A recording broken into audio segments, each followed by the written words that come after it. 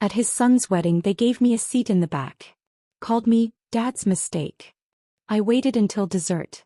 Then I handed the groom a simple envelope. Nothing flashy but heavy with meaning. It held more than anyone guessed. I remember the exact moment I realized I wasn't just a wife but a mother. David had fallen at the playground, his tiny 2-year-old legs still unsteady on the wood chips. Blood trickled from his knee and his wail pierced the afternoon air. I rushed to him, scooping him up without hesitation. His tears soaked my blouse as I whispered, "It's okay, sweetheart. I've got you." His little arms wrapped around my neck, trusting and innocent. That trust was everything. Sean watched from the bench, phone in hand. Later he thanked me for handling it. As if his son's pain was an errand, a task to be delegated. Looking back, perhaps I should have seen the sign. I'd met Sean at a mutual friend's dinner party 6 months after Charlotte died.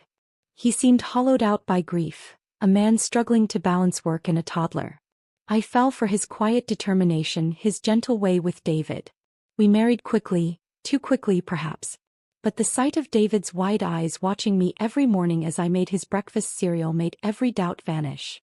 Those early days were a whirlwind of learning. I'd never changed a diaper before, never soothed nightmares or checked for monsters under the bed. I stayed up nights reading parenting books while Sean slept, determined to get it right. When David caught pneumonia that first winter, I took 3 weeks off work, sleeping in a chair beside his hospital bed. Sean visited during lunch breaks, bringing coffee and updating me on work projects. "You're a natural," the nurses would say, assuming I was David's biological mother. I never corrected them. In my heart, the distinction didn't exist. When David turned 4, I used my inheritance from my grandmother to enroll him in the Montessori preschool across town. It cost 3 times what the local daycare charged, but the programs were exceptional. When Sean saw the tuition statement, he raised his eyebrows but said nothing. That became our pattern. I would pay, he would nod. "You don't mind covering this?" he asked once when the pediatric dentist recommended early orthodontic work that our insurance wouldn't fully cover. "Of course not," I replied. "He's our son." Sean looked away. "That's very generous of you." I didn't see it as generosity. When you love someone, you don't itemize receipts. You give what you can because their happiness completes your own. The college fund I started, the summer camps, the swim lessons, the private tutor when David struggled with reading.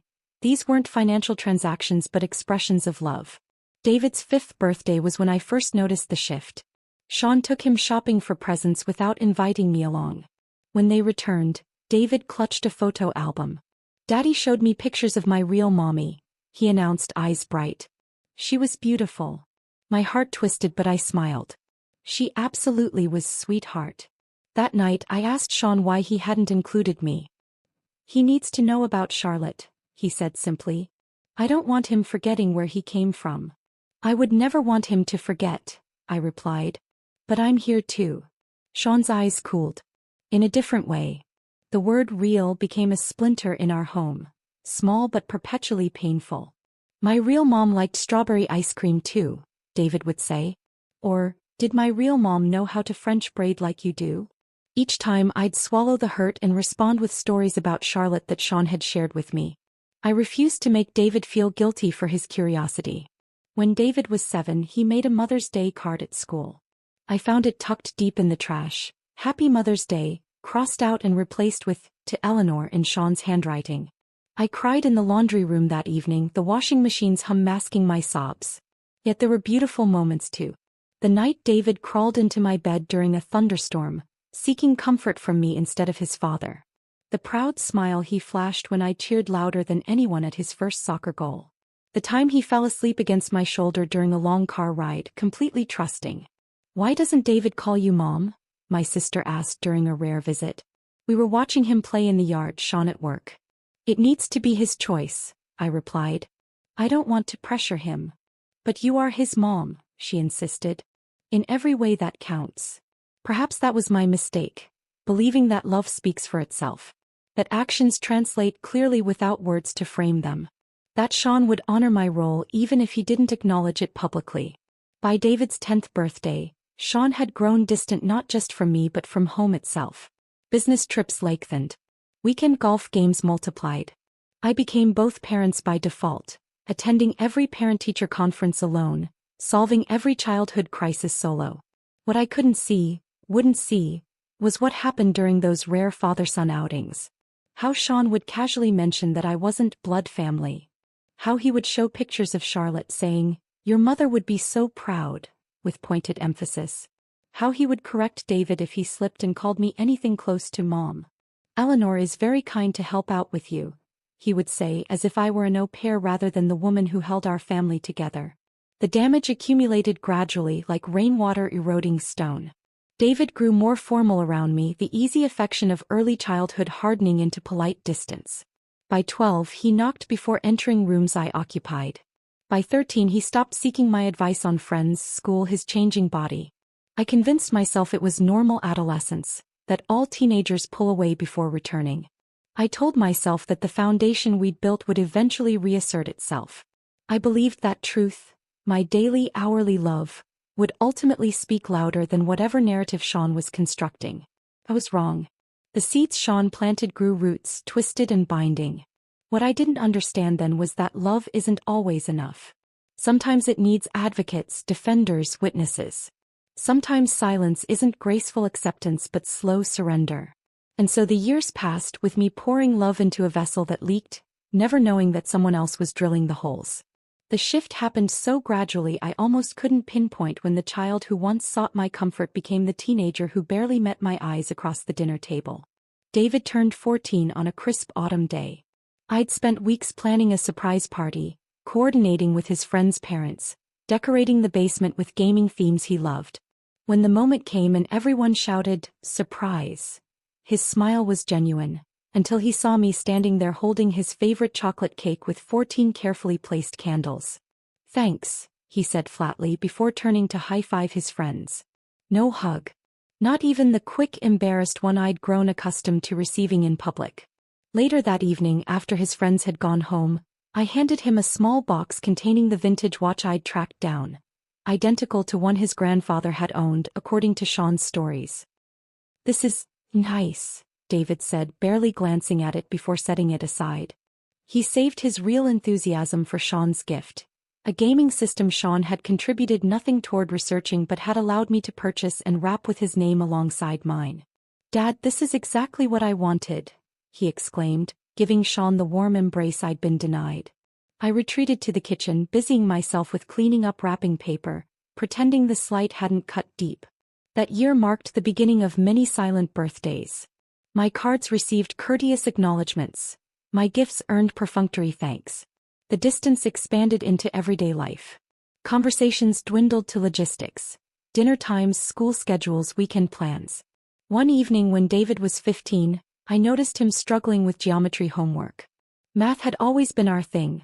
Long nights at the kitchen table working through problems together since elementary school. "Need any help?" I offered. He stiffened. "No thanks. Dad's going to help me later." Sean, who hadn't balanced his own checkbook in years, glanced up from his phone. "That's right, buddy. We'll tackle it together." They never did. I found the assignment crumpled in David's trash the next day, half finished with a failing grade scrawled across the top. When report cards came, I tried to discuss the geometry grade with David. "You used to love math," I said gently. "What changed?" Before David could respond, Sean interjected from across the room. "Leave him be, Eleanor. He's not yours to fix." The words hung in the air like smoke. David looked between us, confusion settling into something harder when Sean added, "You try too hard sometimes. He's my son." After that, Sean's comments became more frequent, more pointed. When I suggested David needed a curfew, "He doesn't need your rules." When I scheduled a dentist appointment, "I'll handle my son's healthcare decisions." When I asked about college applications, "This is between David and me." Each statement carved away at my place in our family until I found myself hesitating before entering rooms they occupied together, like an intruder in my own home. I started eating dinner later after they'd finished. I stopped asking about school events. I learned to exist on the periphery of their shared life. The college acceptance letter arrived during David's senior year. Harvard, his dream school. I'd spent countless nights reviewing essays without him knowing, sending subtle suggestions through Sean. The kitchen erupted in celebration when the thick envelope appeared. "We did it, Dad!" David shouted, embracing Sean. Friends and extended family gathered that weekend for an impromptu celebration. I prepared all David's favorite foods, decorated with crimson and white. During toasts, David stood, glass raised. "I want to thank my father," he said, voice thick with emotion. "You've been my rock, my guide. Everything I am I owe to you." Sean basked in the praise, accepting congratulations as if he'd single-handedly raised a Harvard man. No one seemed to notice that I'd slipped away to the kitchen, hands trembling as I sliced more cake. No one knew I'd already signed papers selling my mother's lakefront property, land that had been in our family for generations, to ensure David could attend without financial burden. 3 months later, I drove alone to a real estate closing, handing over deeds to land that had cradled my childhood summers. The agent asked why I was selling. "My son's education," I replied simply. It was the first time I'd said those words aloud in years. My son. That fall, I helped David pack for college while Sean was at work. As I folded sweaters and organized toiletries, David took a business call in his bedroom. His door was ajar and his voice carried down the hallway. "No, just my dad dropping me off," he was saying to someone. "My stepmom? No, she's not really in the picture. Just lives with us." I froze, a shirt half folded in my hands. Not in the picture. After 16 years of bedtime stories, doctor's visits, homework help and unwavering support, I'd been reduced to a household fixture, like a lamp or side table. The bathroom became my sanctuary that afternoon. I locked the door, turned on the shower to mask any sound and sank to the floor. The tears came silently. I'd long since learned to cry without making noise. The shame of my pain felt almost worse than the pain itself. Why did it still hurt? Why couldn't I accept what was clearly reality? Yet beneath the hurt smoldered something fiercer. A mother's love, stubborn and unyielding. The next day I called Harvard's financial aid office privately, arranging payment schedules. I set up automatic transfers for David's rent, meal plan and expenses. I researched textbook costs, winter clothing needs for Massachusetts weather, health insurance details. When Sean drove David to college, I stayed behind, uninvited to the milestone moment. But the following week I mailed a care package with homemade cookies, vitamins, a subway map and $500 in cash. The note simply read, "Proud of you, Eleanor." No acknowledgement came. Still, every month I sent money. Every holiday, care packages. Throughout that freshman year, I monitored his bank account that I'd set up years earlier, ensuring it never dipped too low.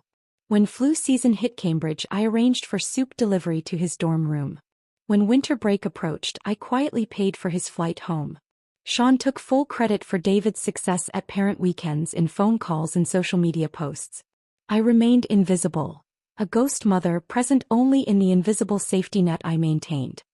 "He'll understand someday," my sister insisted during one of our rare calls. "Kids figure it out eventually." I clung to that hope like a life raft. Someday the fog of Sean's manipulation would clear. Someday the years of steady love would count for something. Someday the truth would matter more than the narrative. That hope sustained me through 4 years of college, through the pain of exclusion, through the quiet indignity of erasure.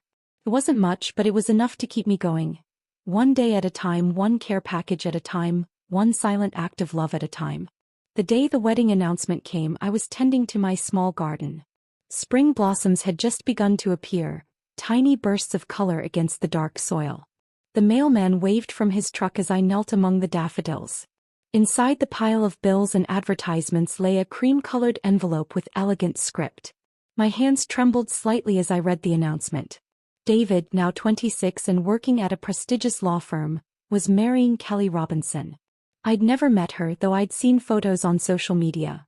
A bright-eyed woman with a warm smile. They looked happy together. Despite everything, joy swelled in my chest. My boy, always my boy in my heart, was building a life. For a moment I allowed myself to daydream. Perhaps this would be our chance to reconnect. Weddings were new beginnings, not just for couples but sometimes for families too. I imagined helping Kelly pick flowers or address invitations, the comfortable companionship of women planning a celebration. I pictured myself beside David, watching him try on tuxedos, offering motherly advice he might finally be ready to hear. The formal invitation arrived 3 weeks later. I tore open the envelope eagerly, my heart light with possibility. The card was beautiful, letterpress printing on heavy stock, a watercolor border of blue hydrangeas. I ran my fingers over the raised text, savoring the moment before reading the names. Mr. and Mrs. Robinson request the honor of your presence at the marriage of their daughter, Kelly Ann, to David Michael Porter, son of Mr. Sean Porter and Ms. Eleanor Wilkins. Not Mrs. Porter. Not David's mother. Just Eleanor Wilkins, as if I were a distant relation or family friend. My name sat alone, disconnected from the family unit. No handwritten note accompanied the formal text. No, can't wait to see you, or, hope you can make it. Just printed words, the same ones sent to distant cousins and work colleagues. I set the invitation on the kitchen counter and stared out the window. 24 years of my life dedicated to that boy, and I'd been reduced to an afterthought, a name to be accommodated rather than celebrated. The phone rang that evening, Sean, his voice overly casual. Got the invitation? He asked. Yes, it's lovely, I replied, keeping my tone neutral. Good. Listen, David and I are meeting with the venue coordinator tomorrow. They need a deposit check. Of course. The financial expectation remained unchanged, even as my role diminished. How much? I asked, already reaching for my checkbook.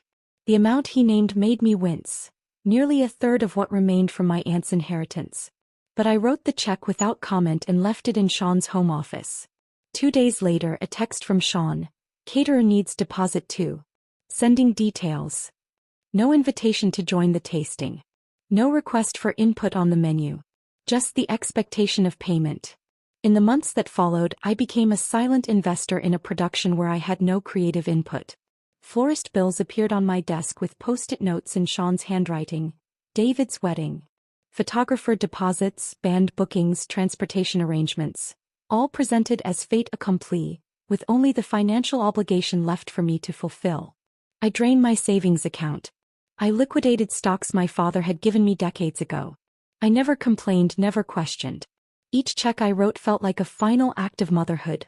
One last gift to the child who didn't see me. Kelly called once, her voice hesitant. Eleanor? It's Kelly. David's fiancée. Hello, dear, I said warmly, heart leaping at this small connection. How are the wedding plans coming? Great, she said.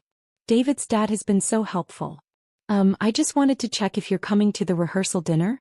Sean mentioned you might not be able to make it. My breath caught. This was the first I'd heard of being excluded from the rehearsal.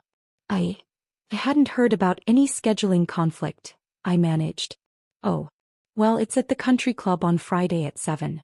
Sean said something about you having a prior commitment. The lie stung sharper than the exclusion itself. I had no prior commitment. How could I? This wedding had become my sole focus. I'll be there, I said firmly. Silence on the line then. Great. I'll tell Sean to add you to the count. Add me to the count. As if I were an unexpected +1 rather than the woman who had raised the groom. The rehearsal dinner proved to be just the preview of what waited at the wedding. I sat at a table with distant relatives who asked repeatedly how I knew the family. Sean gave a heartfelt speech about watching his son grow into a man, carefully constructing a narrative that excluded me entirely. David thanked his father profusely, his new in-laws warmly, and offered me a cursory nod from across the room. The wedding day dawned bright and clear. I dressed carefully in a sage green suit I'd purchased months earlier, when hope still colored my expectations. I drove myself to the vineyard where the ceremony would take place, arriving early to help if needed. The wedding planner, another expense I'd covered, looked confused when I offered assistance. Oh, we have everything handled, she said. The mother of the groom is helping Kelly get ready and Sean is with David. The mother of the groom. Kelly's mother had assumed the role that should have been mine. I wandered the grounds alone until guests began arriving.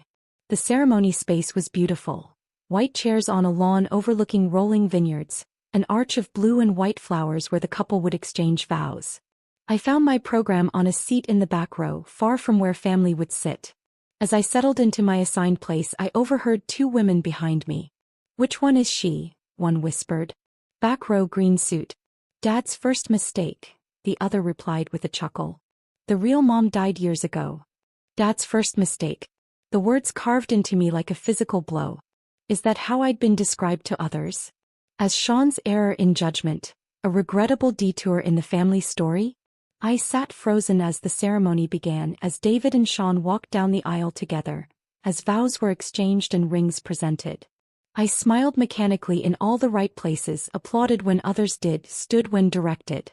Inside, something was hardening, not my heart, which remained full of love for David, but my resolve.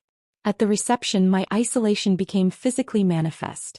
The seating chart placed me at table 19 in the farthest corner of the tent, with colleagues from David's firm who looked surprised when I introduced myself as his stepmother.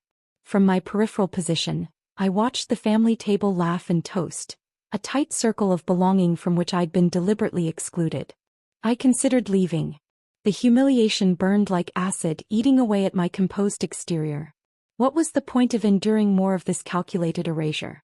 But as the servers began clearing dinner plates, preparing for the cake cutting and dessert, a strange calm settled over me.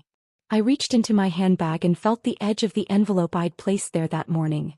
Simple white stationery, unsealed, containing papers I'd compiled over months. Stay until dessert, I told myself. Just stay until dessert. The truth had waited 24 years. It could wait another hour. The wedding cake gleamed under the reception lights. 5 tiers of white fondant accented with sugar flowers that matched Kelly's bouquet. David and Kelly stood behind it, champagne glasses in hand, radiant with joy as the photographer directed them through the ritual. The silver cake knife caught the light as they made the first ceremonial cut together. Their hands overlapped in a picture-perfect moment. Applause rippled through the tent. I joined in mechanically, my hands moving without conscious direction. My mind had detached from the spectacle, floating somewhere above the celebration, watching myself watch them. The DJ's voice boomed across the space. And now, ladies and gentlemen, the father-son dance. Sean stepped forward, straightening his tie with practiced confidence. David's face lit up as they met in the center of the dance floor. The music swelled, some classic rock ballad that Sean had always loved. They moved awkwardly but earnestly across the polished floor, Sean's hand clapping his son's shoulder in that masculine display of affection that had always existed between them.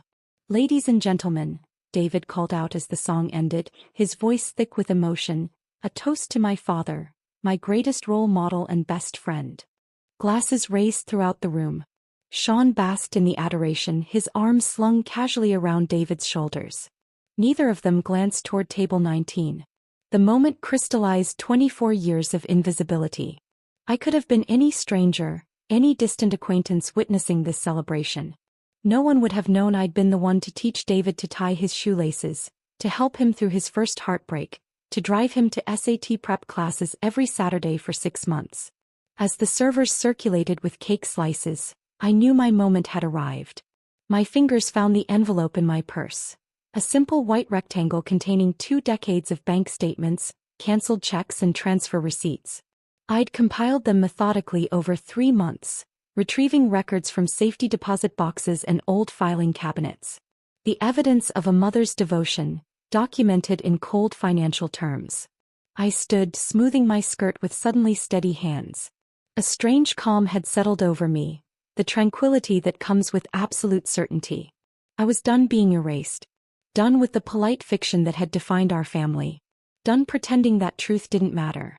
The path to the head table felt endless. Guests turned to watch my approach, conversations faltering as I passed. I felt rather than saw Sean's attention shift, his smile freezing as he registered my movement. David was laughing at something Kelly's father had said when I reached him. His eyes widened slightly when he noticed me standing there, surprise not warmth. "Eleanor," he said, using my first name as he always did. "Is everything okay?" I didn't speak. Words had failed me for 24 years. They wouldn't serve me now. Instead, I simply extended the envelope, holding it between us like an offering.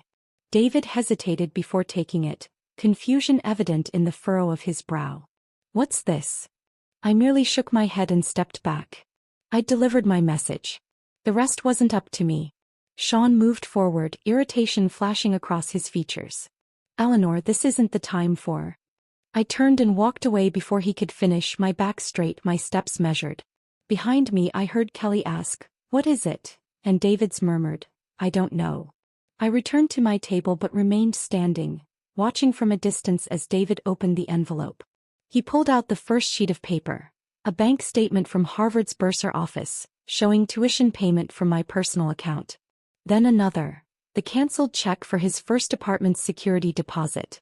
And another, the wire transfer for this very wedding venue. His expression changed gradually as he flipped through the pages. The confident smile faded. Confusion gave way to disbelief, then to something darker. A dawning comprehension that made his hands tremble visibly even from where I stood. Kelly leaned over his shoulder, her white dress brushing against his sleeve as she read alongside him. Her hand went to her mouth, eyes widening.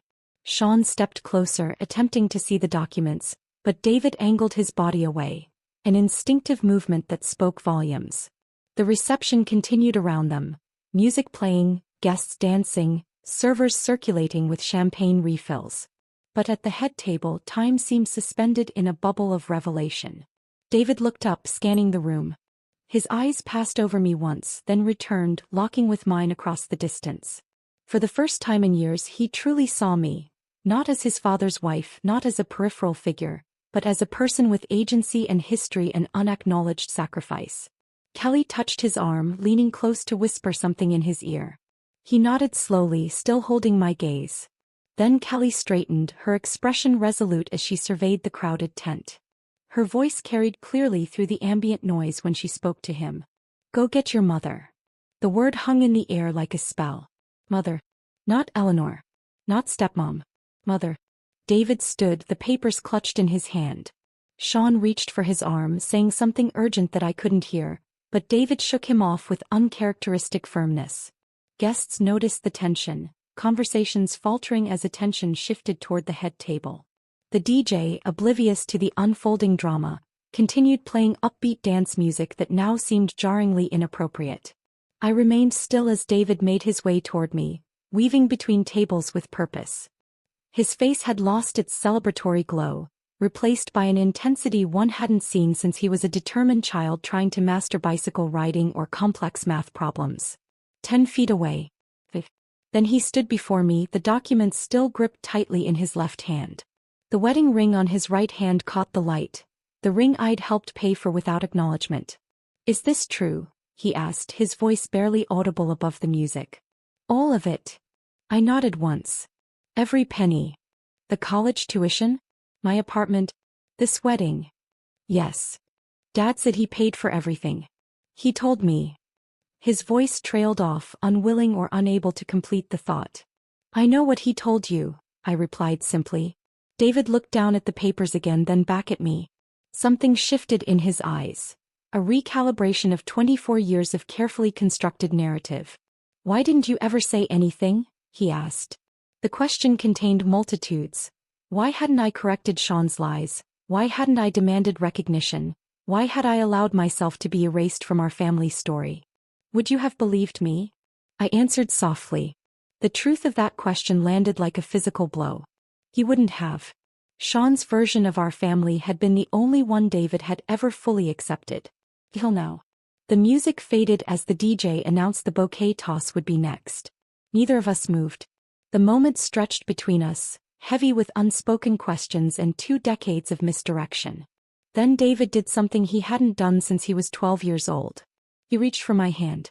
David's hand in mine felt foreign yet achingly familiar, like a melody once known by heart and long forgotten. His fingers were larger now, a man's hand instead of the boy's hand I remembered, but the gentle pressure was the same. "Can we talk?" he asked, his voice low. "Somewhere quieter." I nodded, unable to trust my voice. Around us, the reception swirled on. The photographer directing poses, the DJ announcing the bouquet toss, guests laughing over champagne. None of it seemed real anymore. David led me through the side exit of the tent, past curious onlookers and away from the golden light of the celebration. The spring evening air felt cool against my flushed skin. We walked in silence until we reached a stone bench overlooking the vineyard's sloping hills, far enough from the music that we could hear the chirp of evening crickets. I sat down, smoothing my dress beneath me. David remained standing, the envelope still clutched in his hand, shifting his weight from one foot to another like he used to do before piano recitals as a child. "I need to understand," he finally said. "All these years, everything was you?" I looked out at the darkening vineyard, gathering my thoughts. Not everything. But the financial support, yes. The college tuition, your first apartment, the summer internship housing, this wedding. Why would he lie? David interrupted, his voice cracking slightly. Why would Dad tell me he was the one supporting me? The question hung between us, sharp-edged and dangerous. For 24 years I'd protected Sean's ego, preserved his image in David's eyes. The truth felt like betrayal even now. Your father, I began, then stopped myself. Sean loves you, David. In his way. That doesn't answer my question. I sighed. Some men need to be heroes to their children. Sean couldn't be the financial provider he wanted to be. Maybe it was easier for him to take credit than admit he couldn't give you what you needed. David ran a hand through his carefully styled hair, musing it in frustration. But to erase you completely? To act like you weren't even part of my life. He paced in front of the bench, energy radiating from him in waves. I remember him saying you were just someone who lived with us, that you weren't really family. I believed him. The admission stung, but I had long suspected as much. Children trust their parents, I said simply. Why wouldn't you believe him? Because you were there. His voice rose, emotion breaking through. You were there every day, driving me to school, helping with homework, making dinner. You were there when I had chickenpox and couldn't sleep. You were there at every band concert, every baseball game. He stopped suddenly, the realization dawning across his features. You were there and I didn't see you. His eyes met mine, shining with unshed tears. Then he did something that stole my breath. He knelt in front of me on the garden path, taking both my hands in his. Mom, he said, the word emerging like a prayer, fragile and reverent. I didn't know. 24 years of waiting for that word. 24 years of answering to Eleanor or hey, or nothing at all. The dam inside me broke, tears spilling down my cheeks unchecked. I made no effort to hide them or wipe them away. It's okay, I whispered, but David shook his head vehemently. It's not okay. None of this is okay. His own tears fell now, tracking down his face and dampening his color. I'm so sorry. For everything I never said. For everything I never thanked you for. For every time I chose not to see what was right in front of me. I leaned forward and wrapped my arms around him, pulling him against my shoulder as I had when he was small. He didn't resist, his body shaking with quiet sobs that matched my own. I'm sorry, he repeated against my shoulder. I'm so sorry. Time lost meaning as we sat there, grief and reconciliation flowing between us like a current. When he finally pulled back, his face was transformed, younger somehow, unburdened of something heavy. Every baseball game, he said softly. Every science fair. Every time I was sick. You were always there, and he convinced me that didn't matter. David. No, he interrupted, his voice firmer now. I need to say this. I believed him when he said you weren't really my mother. I let him rewrite my own memories. I accepted his version over what I actually lived. A twig snapped nearby, and we both turned to see Kelly standing a few yards away, her white dress ghostly in the gathering dusk. She approached hesitantly. I didn't want to interrupt, she said, but I was worried. David stood, reaching for her hand. Kelly, I need to tell you something about my family. About who really raised me. She glanced between us, her expression gentle. I think I'm starting to understand. To my surprise, she knelt beside me on the bench and wrapped her arms around me in a firm hug. I'm so sorry, she whispered. I had no idea. Sean always talked as if you were just his wife, not David's mother. Her validation soothed something raw inside me. To be seen. To be acknowledged. The simplicity of that recognition felt like water after years of drought. I want you at our table, Kelly said, pulling back to look me in the eyes. Not in the back corner. You should be beside us where family belongs. David nodded vigorously. Yes. Right now. We'll have them rearrange. But why? I interrupted, the question burning inside me since I'd first opened that envelope of wedding receipts. Why would your father work so hard to erase me? What did I do to deserve that? David's expression darkened. He exchanged a glance with Kelly, who squeezed his hand in silent support.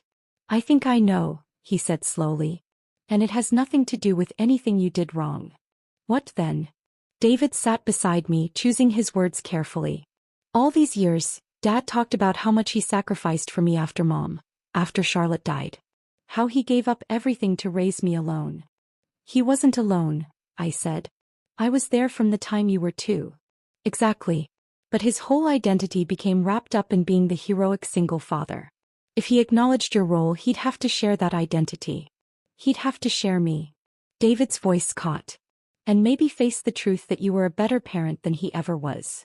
The realization settled over me with perfect, painful clarity. I wasn't erased because I failed as a mother. I was erased because I succeeded, and that success threatened Sean's carefully constructed narrative. You were never his partner, David continued, insight flashing in his eyes. You were his convenience. Someone to handle the daily work of parenting while he claimed the credit. I winced at hearing my own thoughts spoken aloud. He's still your father, David. Yes, he acknowledged, but not the father I thought he was. Not the hero I've spent my life trying to impress. His shoulders slumped slightly. Do you know how many decisions I've made just to make him proud? Law school. Firm. Even parts of this wedding. Kelly placed a hand on his arm. People are starting to notice we're all missing. David straightened, resolve replacing hurt on his features. Let them notice. It's time for the truth to come out. He stood, offering me his hand. Will you come back in with us? As my mother, not as a guest. The invitation was everything I'd longed for, yet I hesitated. Sean won't take this well. I don't care, David said firmly. This is my wedding day and I want my mother beside me. Mother. The word still sent a tremor through me. As we walked back toward the reception, Kelly on one side and David on the other, I felt a weight lifting, years of invisibility falling away with each step. Behind us, the vineyard stretched dark and vast. Ahead, the warm light of truth and recognition. For the first time in decades, I walked not as a shadow but as myself. Eleanor Wilkins, David's mother. The reception tent glowed golden against the darkening sky as we approached, arms linked like a united front. Conversations faltered and heads turned as we entered. The music continued playing, Frank Sinatra's The Way You Look Tonight. But attention had shifted from the dance floor to our unlikely trio. Sean spotted us first. His champagne glass paused halfway to his lips, eyes narrowing as he registered the changed dynamic between us. He set his glass down with deliberate calm and started toward us, his practiced smile not quite reaching his eyes. There you are, he said, addressing David while pointedly ignoring me. Everyone's been wondering where you disappeared to. The photographer wants some more family shots. Perfect timing, David interrupted, his voice clear and firm. We need photos with my mother. The word hung in the air between them. Sean's smile froze, then faltered. David, he began, lowering his voice, this really isn't the time for the truth. David finished. I disagree. This is exactly the time. He placed his hand over mine where it rested on his arm. I've just learned who really paid for my education. My apartment. This wedding. His voice remained even, but carried an undercurrent of steel I'd never heard before. Why would you lie to me about that? Sean's face flushed. We can discuss this later. In private. No, David said simply. I'm done with private half-truths. Eleanor. He caught himself, squeezing my hand. My mother deserves better. She deserves recognition for everything she's done. Kelly stepped forward, her expression composed despite the tension. I've asked the staff to move Eleanor's place setting to our table. Her voice held no room for negotiation. Where she belongs. Sean's jaw tightened. For a moment, I glimpsed the man beneath the charm, the one who had systematically erased me from his son's life. He glanced around at the nearby guests, pretending not to eavesdrop, then back at David. Son, you're emotional. We can sort this out tomorrow. I'm not emotional, Dad. I'm seeing clearly for the first time. David straightened his shoulders. The photographer can wait. I have something to say first. Before Sean could object, David guided me toward the center of the tent. Kelly nodded to the DJ, who lowered the music. Conversation died away as David raised his glass, the crystal catching light as he sought the attention of the room. If I could have everyone's attention, please, he called. The remaining chatter faded to silence. All eyes turned toward us. David tall and resolute in his tuxedo, me still in my sage green suit from the back row, Kelly radiant in white. David took a deep breath. Many of you have known me my whole life.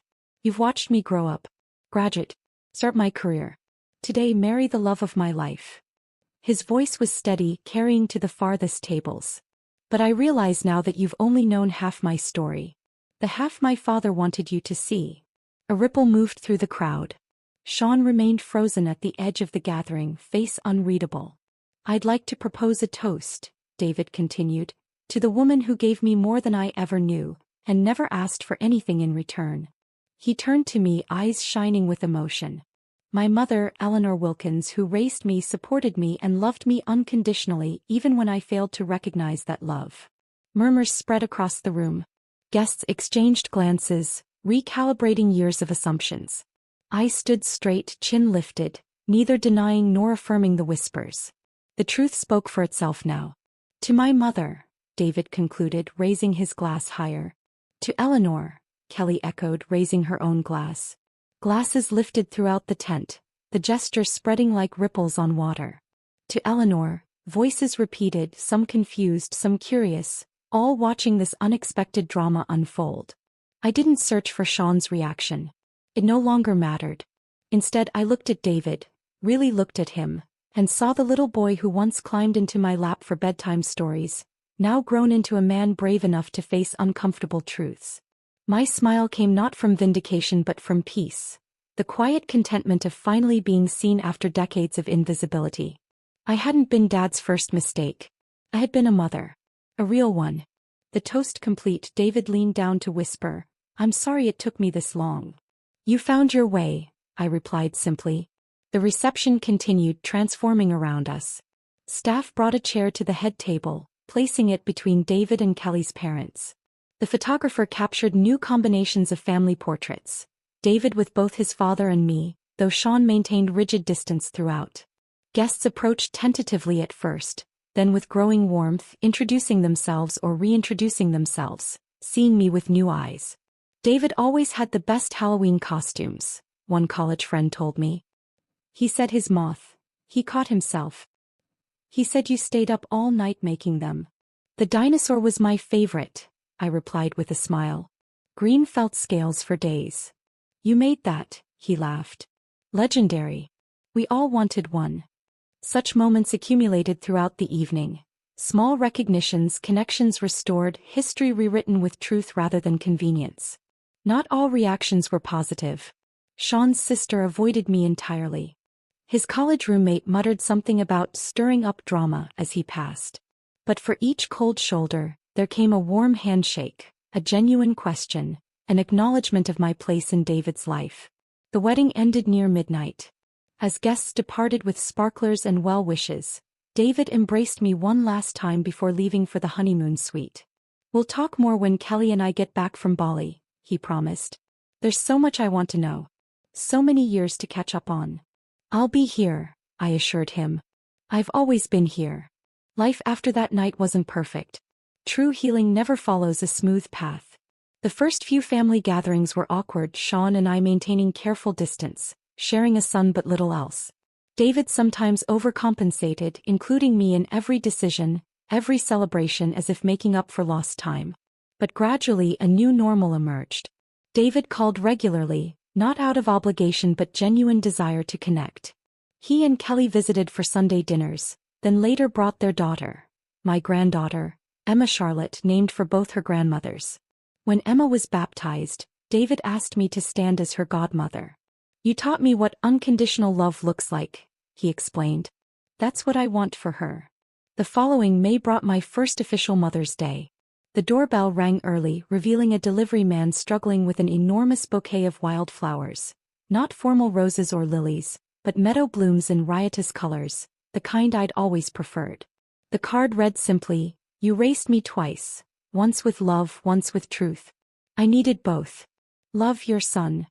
I placed the flowers in the center of my dining table and sat looking at them for a long while, their beauty unruly and perfect. Like motherhood itself. Like truth. Sean and I eventually reached a détente of sorts. He never apologized explicitly, but acknowledgement came in subtle forms. Introducing me as David's mother at Emma's first birthday party, consulting me about holiday gifts, yielding space without complaint. The past couldn't be undone. The years of erasure couldn't be reclaimed. but they could be recognized, honored in their pain and their lesson. I never wanted revenge, just truth. And that night, in front of everyone, the truth had come home to roost, quiet, powerful, and finally, irrevocably mine. When people ask me now if I regret those silent years, I think of David's face as he knelt before me on that garden path. I think of Emma's tiny fingers clutching mine. I think of the Mother's Day cards that now arrive without fail. No, I always answer. Truth finds its moment. Love finds its way home. And sometimes that journey begins with a simple envelope handed over at just the right time. If this story touched your heart, hit that like button. My favorite moment was when David finally called Eleanor Mom. What was yours? Share in the comments. Subscribe for more stories that'll make you feel something.